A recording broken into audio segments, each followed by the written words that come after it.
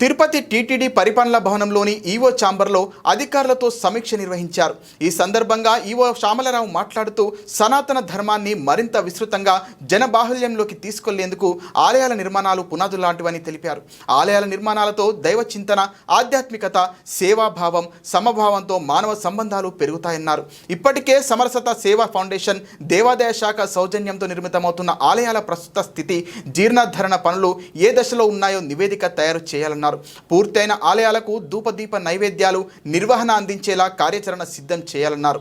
ఆలయాల నిర్మాణం జరుగుతున్నప్పుడు పూర్తయిన తర్వాత ఆలయ నిర్వహణను టీటీడీ తరచూ తనిఖీలు చేపట్టాలని సూచించారు. నిరాదరణకు గురైన ఆలయాల్లో ధూపదీప నైవేద్యాల నిర్వహణకు పక్కాగా ప్రణాళికలు, వెనుకబడిన ప్రాంతాల్లో నిర్మించిన ఆలయాల నిర్వహణ నిరాదరణకు గురైన ఆలయాల్లో ధూపదీప నైవేద్యాల నిర్వహణకు పక్కాగా ప్రణాళికలు, వెనుకబడిన ప్రాంతాల్లో నిర్మించిన ఆలయాల నిర్వహణ కోసం ప్రత్యేక యంత్రాంగాన్ని రూపొందించేలా చర్యలు తీసుకోవాలని సూచించారు.